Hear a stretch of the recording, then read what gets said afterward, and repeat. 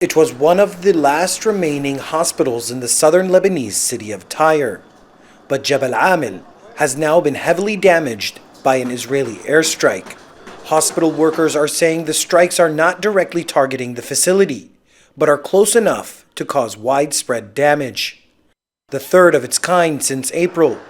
This time, the entire block of apartment buildings near the hospital were leveled. Besides the damage, it's also meant to intimidate medical workers without directly targeting the facility. But Monday's strike was the closest and most destructive so far. Large buildings, they put it down. It's very difficult to us. I have been seen many wars in Iraq, in Syria, in Lebanon. Israeli with Lebanon, they didn't done like this.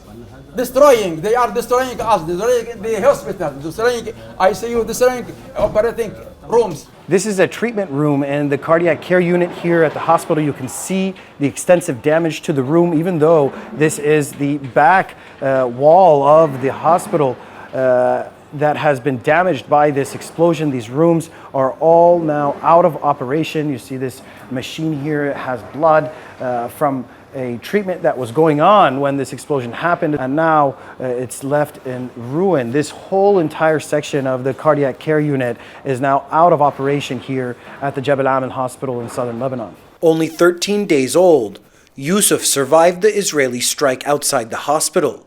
He's been in an incubator in the prenatal care unit for the past 9 days. His mother is in disbelief after reuniting with her newborn only a few hours after the strike. We were so scared when we heard the explosion. I started crying. I didn't feel better until I got here and saw him. The nurse told me that he started crying when the explosion happened, but went back to sleep. Our house is destroyed. The situation is very bad, but I can't leave Tyre because my son needs to stay in an incubator and I can't leave him here. Israel has carried out a series of violent strikes on Tyre in recent days after issuing forced displacement threats. After the attacks, the Lebanese civil defense in Tyre received threatening phone calls from Israeli officials ordering them to abandon their command center. The damage at Jabal Amel hospital is only half the story. The real crisis in Tyre right now is that as Israeli airstrikes continue to level entire residential blocks like this one, the very medical workers and facilities needed to save lives in the aftermath are increasingly being targeted. Ishaq Kamal is the director of the Islamic Health Authority in Tyre.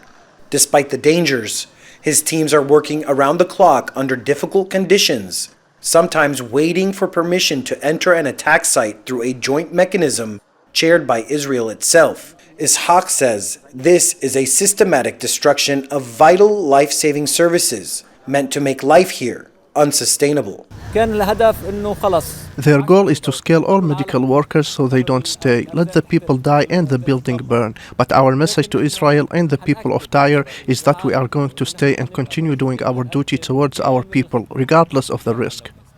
As Israel declares the entire southern region of Lebanon a conflict zone and expands its occupation, those who remain in the south are bracing for even more violence.